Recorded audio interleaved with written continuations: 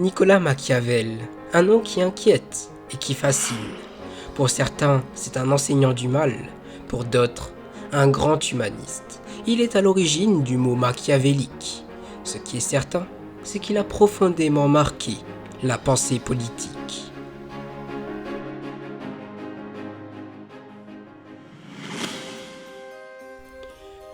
Je vous emmène en Italie, à la toute fin du XVe siècle, à Florence. À ce moment, les Médicis règnent sur la province.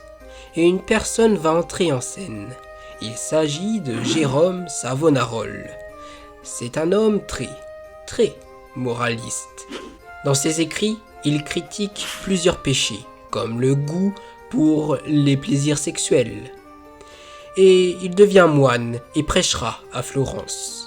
Il se met à critiquer les Médicis et il se fait rejoindre par plusieurs élites. La venue des troupes françaises du roi Charles VII a été prédit par Savonarole et sa notoriété en vient grandie. Il réussit à mettre en place une paix avec la France et fait exclure les Médicis et devient le dirigeant de Florence. Il installe une véritable théocratie, c'est-à-dire que le régime est étroitement lié avec la religion. Et il décide notamment que la sodomie sera passible de peine de mort. Il crée notamment une milice qui prend le soin de s'introduire chez les gens pour vérifier leur comportement. De quel crime vous reconnaissez-vous coupable? J'ai couché avec d'autres hommes. Je m'accuse de dépravation, de malhonnêteté, de débauche et d'arrogance.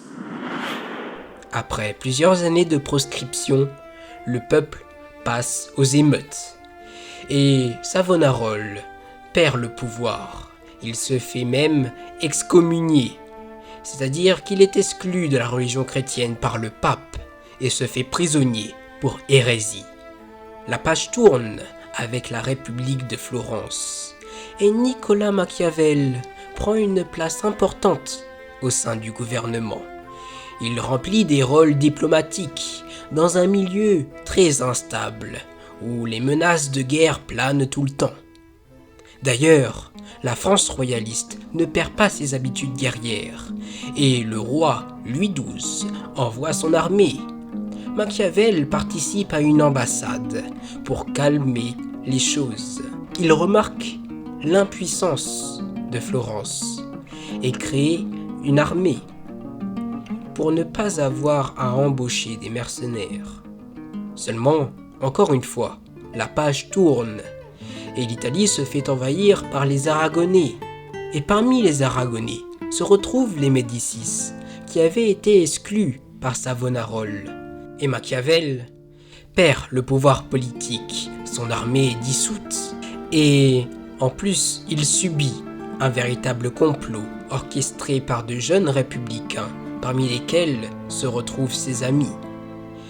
Il se fera prisonnier et torturé 6 fois de suite. Il subira l'estrapade, c'est-à-dire qu'on l'attache avec des cordes, il est retenu par les bras et on le laisse tomber par terre violemment de tout son poids.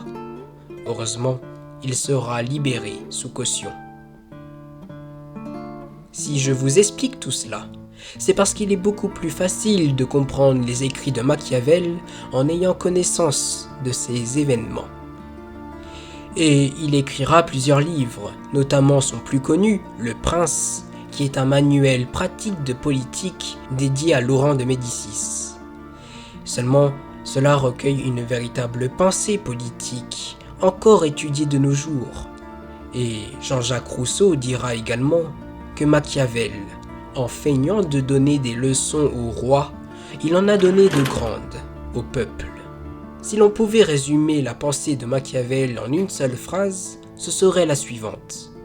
La fin justifie les moyens. L'une des interprétations communes de cette phrase est que l'on pourrait faire tout ce que l'on veut, même si c'est immoral, eh bien, tant que ça remplit l'objectif, c'est bon. Mais ce n'est pas du tout la pensée de Machiavel. Pour mieux comprendre, On pourrait reprendre cette phrase à l'envers. Les moyens utilisés doivent être choisis à la lumière de l'objectif. L'objectif, c'est la stabilité. Et les moyens utilisés doivent être efficaces pour obtenir cet objectif. Et pour choisir correctement les bons moyens, il faut sortir du dogme, c'est-à-dire de la religion. Car la politique n'a pas pour but d'atteindre une morale religieuse. Ce n'est pas son but, ce n'est pas son rôle. C'est le rôle de l'Église, pas de la politique.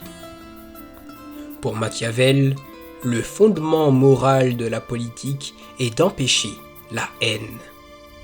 Et tout comme l'a montré le règne de Savonarole, il y a des principes moraux qui sont inefficaces à vouloir les imposer à tout le monde, car cela a provoqué la chute de Savonarole. Contrairement aux idées reçues, Machiavel n'est pas totalement dépourvu de principes moraux. Il a juste écarté ce qui était des prétextes de ce qui était efficace. Et tout à son contraire, les moyens idéologiques qui mènent à l'instabilité sont immoraux politiquement.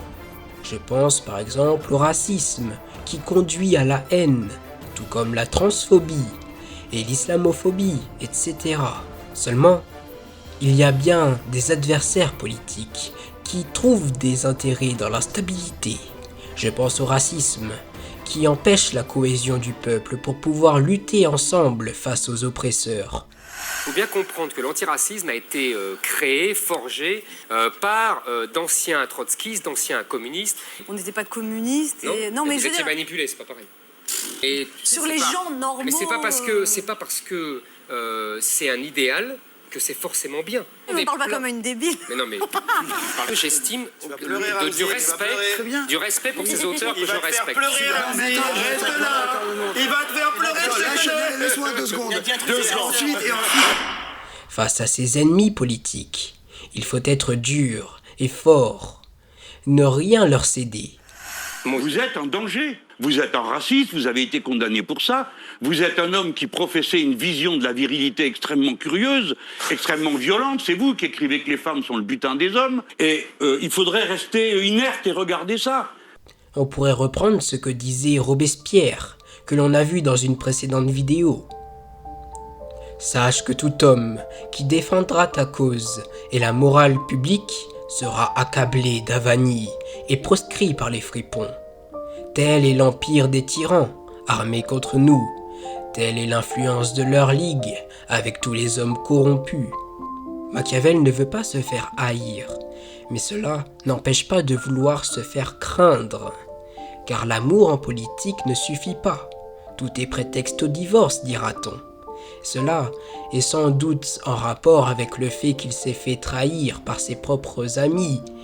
Et effectivement, la crainte est un outil qui ne t'abandonne jamais. C'est quelque chose sur quoi tu peux compter. Je peux prendre par exemple le projet de partager les richesses avec une redistribution équitable.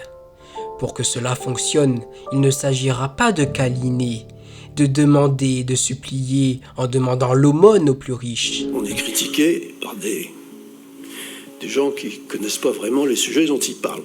Il faudra les forcer, et ceux qui dérogent à la règle devront être punis. La crainte tient dans la peur d'être puni. Mais il ne faut pas oublier que la fin justifie les moyens. La punition doit être justifiée à la lumière de l'objectif de stabilité. Machiavel nous partage une pensée humaniste, car pour lui, l'instabilité n'est pas une fatalité, ce n'est pas un châtiment divin. Et les hommes ont le pouvoir de changer la société.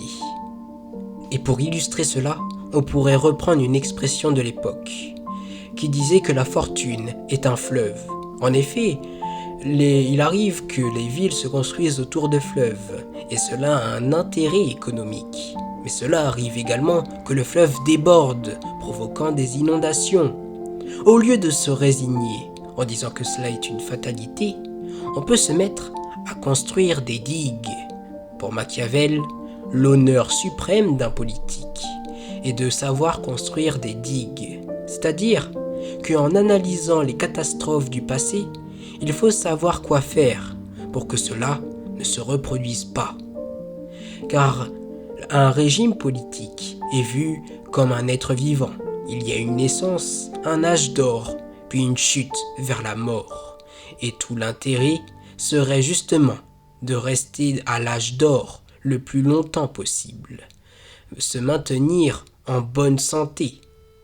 Et pour cela, il s'inspire notamment de l'ancienne République romaine, qui, à cette époque, était le régime le plus prospère.